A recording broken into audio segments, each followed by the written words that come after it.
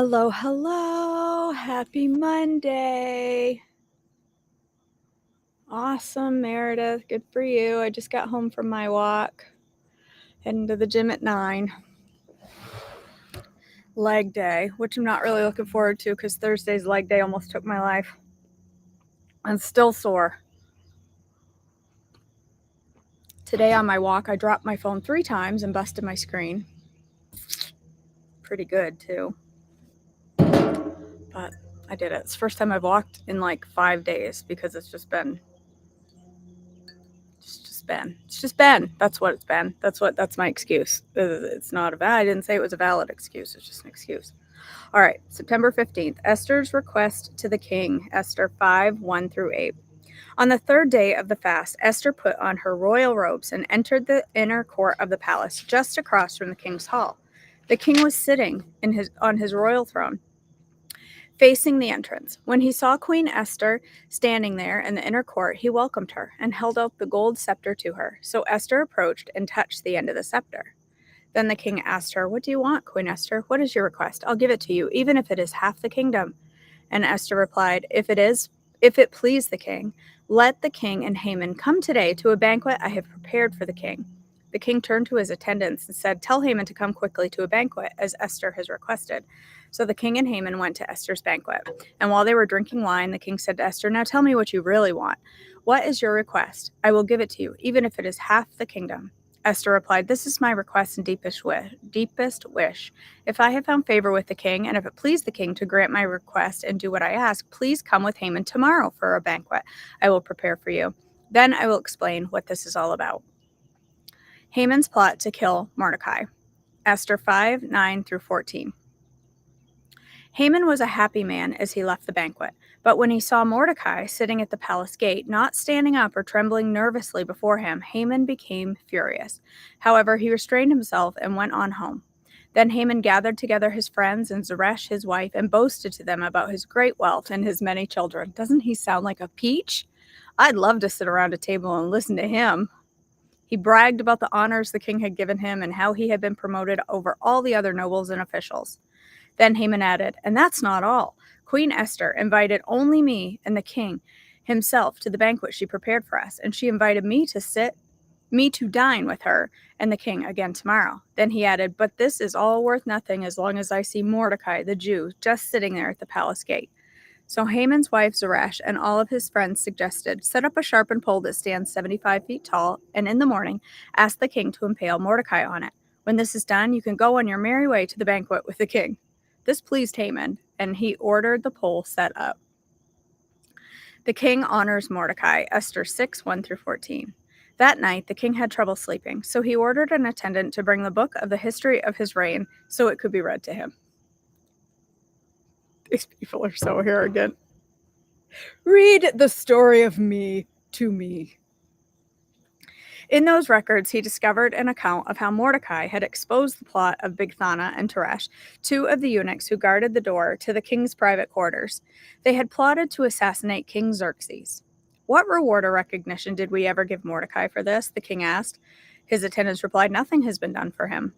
"Who is that in the outer court?" the king inquired. As it happened, Haman had just arrived in the outer court of the palace to ask the king to impale Mordecai on the pole he had prepared. So the attendants replied to the king, "Haman is out in the court. Bring him in," the king ordered. So Haman came in, and the king said, "What should I do to honor a man who truly pleases me?" Haman thought to himself, "Who would the king wish to honor more than me?" So he replied, "If the king wishes to honor someone, he should bring out one of the king's own royal robes, as well as a horse that the king himself has ridden, one with a royal emblem on its head. Let the robes and the horse be handed over to one of the king's most noble officials, and let him see that the man whom the king wishes to honor is dressed in the king's robes and led through the city square on the king's horses. Have the officials shout as they go. This is what the king does for someone he wishes to honor." "Excellent," the king said to Haman. "Quick, take the robes and my horse and do just as you have said for Mordecai, the Jew, who sits at the gate of the palace. Leave out nothing you have suggested." I love this story so much. Isn't it awesome, Cindy? So Haman took the robes and put them on Mordecai, placed him on the king's own horse, and led him through the city square, shouting, "This is what the king does for someone he wishes to honor." Afterward, Mordecai returned to the palace gate, but Haman hurried home, dejected and completely humiliated. When Haman told his wife Zeresh and all his friends what had happened, his wise advisors and his wife said, "Since Mordecai, this man who has humiliated you, is Jewish of birth, you will never succeed in your plans against him. It will be fatal to continue opposing him." While they were still talking, the king's eunuchs arrived and quickly took Haman to the banquet Esther had prepared. The king executes Haman, Esther 7, 1 through 10. So the king and Haman went to Esther's banquet. On this second occasion, while they were drinking wine, the king said to Esther, "Tell me what you want, Queen Esther. What is your request? I will give it to you, even if it is half the kingdom." Queen Esther replied, "If I have found favor with the king, and if it please the king to grant my request, I ask that my life and the lives of my people will be spared. For my people and I have been sold to those who would kill, slaughter, and annihilate us. If we had merely been sold as slaves, I could remain quiet, for that would be too trivial a matter to warrant disturbing the king."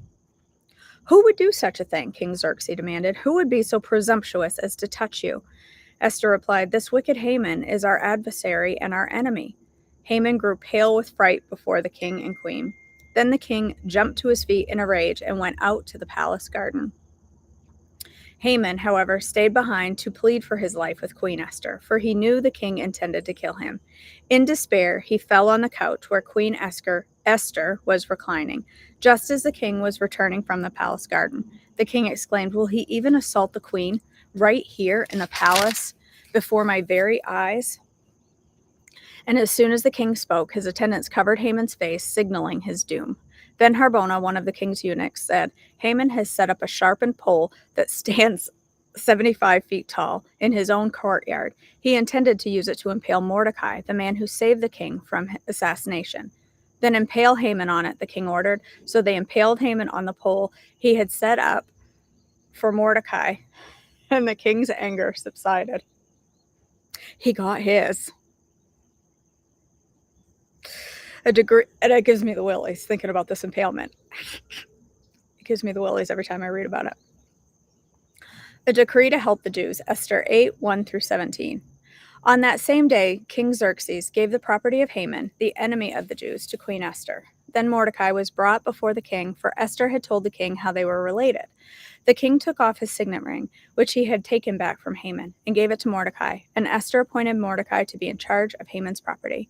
Then Esther went again before the king, falling down at his feet and begging him with tears to stop the evil plot devised by Haman the Agagite against the Jews. And the king held out the gold scepter to Esther. She rose and stood before him.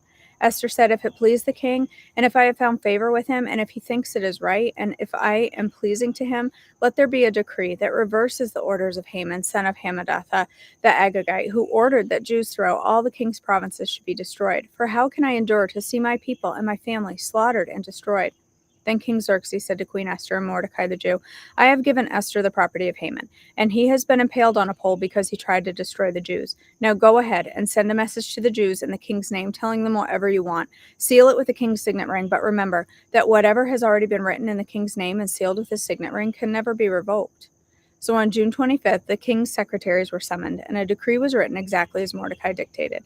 It was sent to the Jews and to the highest officers, the governors, and the nobles of all 127 provinces stretching from India to Ethiopia. The decree was written in the scripts and languages of all the peoples of the empire, including that of the Jews. The decree was written in the name of King Xerxes and sealed with the king's signet ring. Mordecai sent the dispatches by swift messengers who rode fast horses, especially bred for the king's service. The king's decree gave the Jews in every city the authority to unite to defend their lives. They were allowed to kill, slaughter, and annihilate any of the nationality or province who might attack them or their children and wives, and to take the property of their enemies. The day chosen for this event throughout all the provinces of King Xerxes was March 7th of the next year. A copy of this decree was to be issued as a law in every province, proclaimed to all the people, so that the Jews would be ready to take revenge on their enemies on the appointed day. So urged on by the king's command, the messengers rode out swiftly on fast horses bred for the king's service. The same decree was also proclaimed in the fortress of Susa. Then Mordecai left the king's presence, wearing the royal robe of blue and white, a great crown of gold, and an outer cloak of fine linen purple. And the people of Susa celebrated the new decree. The Jews were filled with joy and gladness and were honored everywhere. In every province and city, wherever the king's decree arrived, the Jews rejoiced and had a great celebration and declared a public festival and holiday. Many of the people of the land became Jews themselves, for they feared what the Jews might do to them. The victory of the Jews, Esther 9, 1 through 19. So on March 7th, the two decrees of the king were put into effect. On that day, the enemies of the Jews had hoped to overpower them, but quite the opposite happened.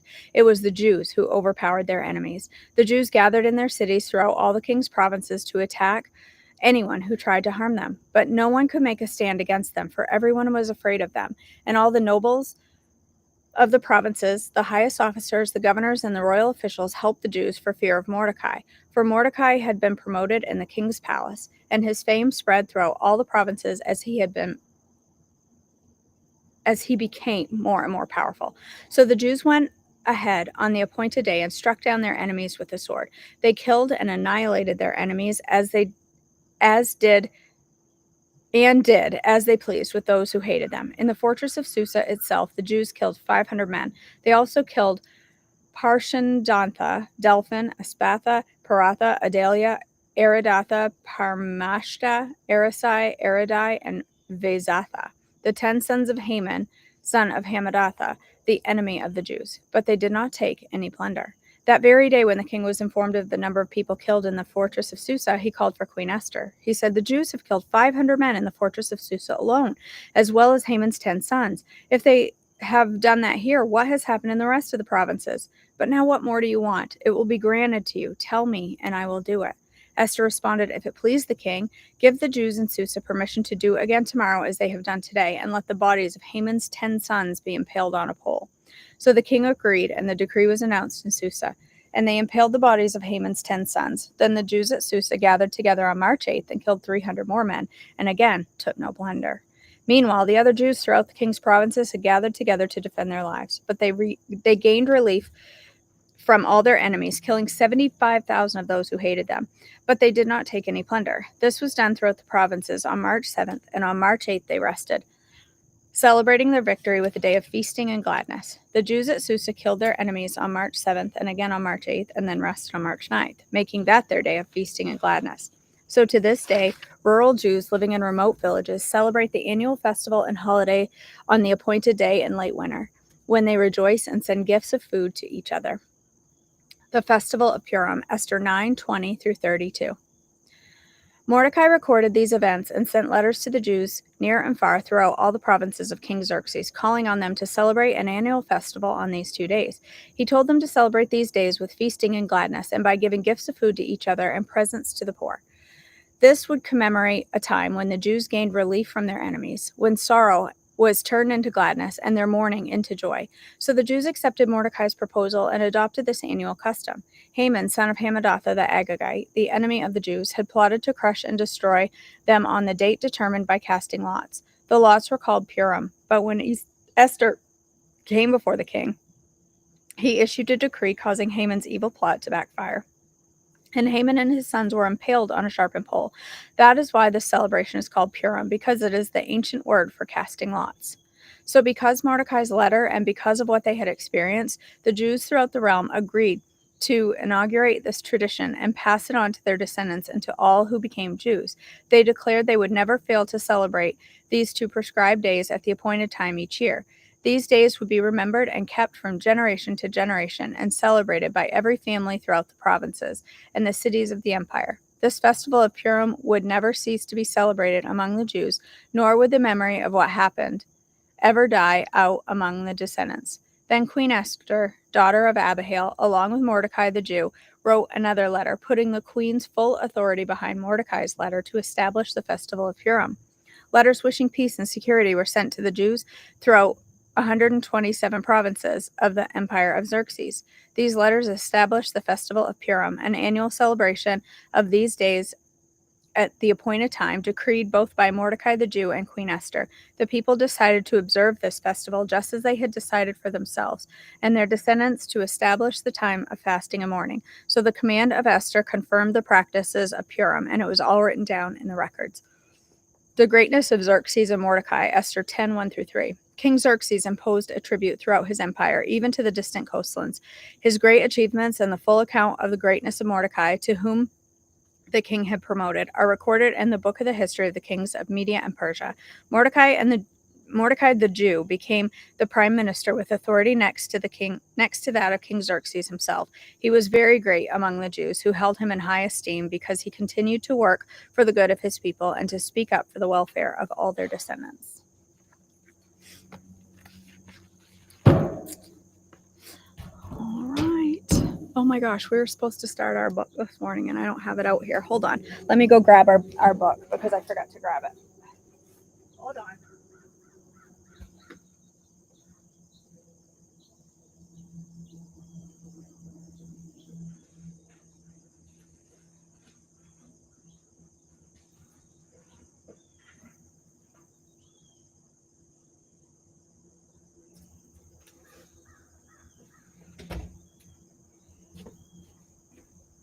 All right. If you're new here at all, we've read this book once a year for the last 3 years, and it's worth every page. You can get this on my Amazon book list or right on my Walmart link. It's called Breaking Free from Body Shame, and it is a amazing, amazing book by Jess Connolly, who I've had the pleasure of talking to multiple times, and she is wonderful. I am going to start today just by reading the foreword, and then we'll dive into the actual book tomorrow.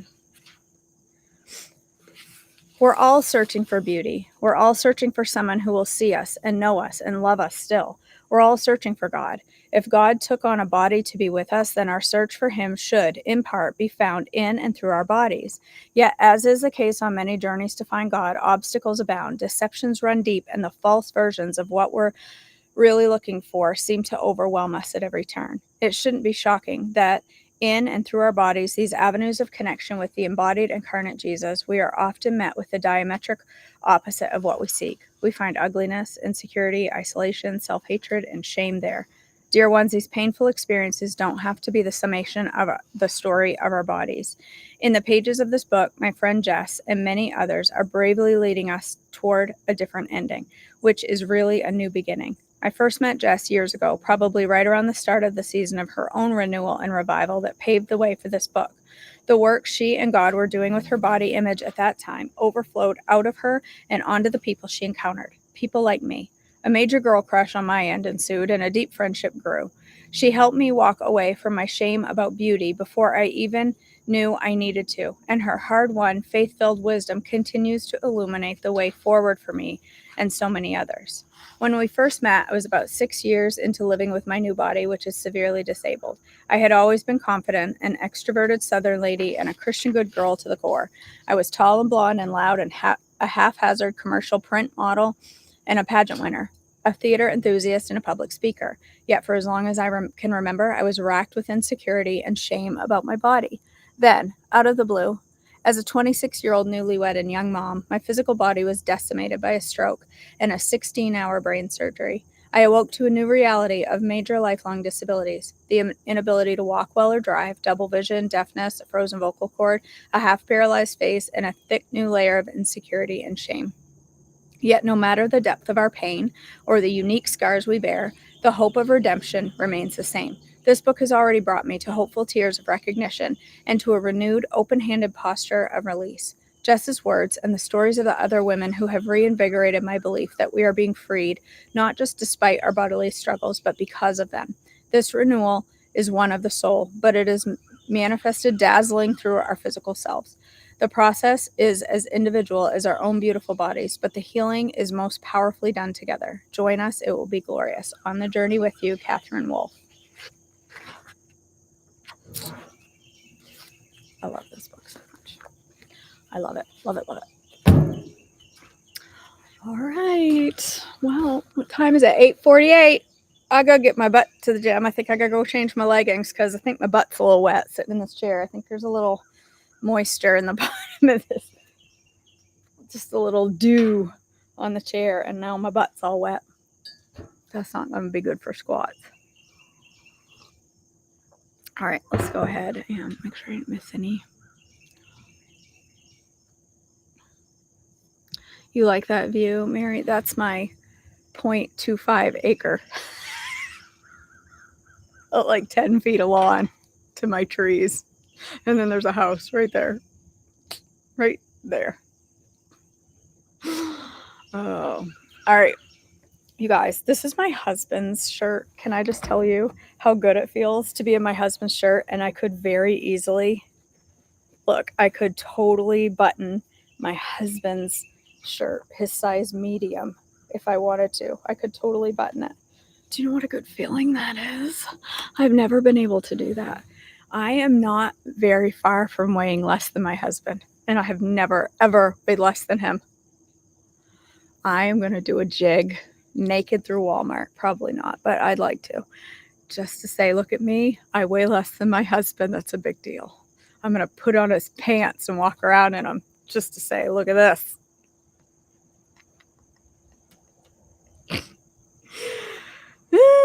It makes me happy. The dumb things that make you happy. That's mine. All right, girls, let's go ahead and end in prayer. God, our Father, we thank you for this day. We thank you for this opportunity. Thank you for the book of Esther and just the words that you have for us in between each of the pages. And God, I thank you and praise you for your word that we can dive in every day together. I also thank you for this book by Jess Connolly, that we have the permission to read this and to be able to dig in and discover more about this shame and hatred towards our bodies that we carry, and help us to break free from that and open our minds and hearts to the word that you have for us within that book. God, I pray for each woman here and all that they are going through, many struggling with health and finances and loss and just a lot going on. And I just pray today that you would restore their hope, their strength, and their peace. God, as we go through this day, I pray that every single choice we make will be honoring to you. In your precious name, amen. All right. Right, Rita? I love that song. Ethel! It's a great song. Don't worry, Cindy, I won't. I won't. That's how I always say I'll celebrate big things, is running naked through Walmart. It's not really much of a celebration for anyone but me. I have no intention of ever being the Walmart streaker. But, all right, I gotta head to the gym. I'm freezing, so I gotta go warm up at the gym. And let's see, if you're part of group coaching, we have Zoom tonight at 8 p.m. Eastern. Don't miss that. And tomorrow night we have West Coast Zoom.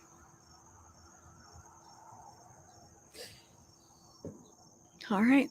I love you, girls. I hope you have a fabulous, fabulous day, and I'll see you all back tomorrow. Bye, guys.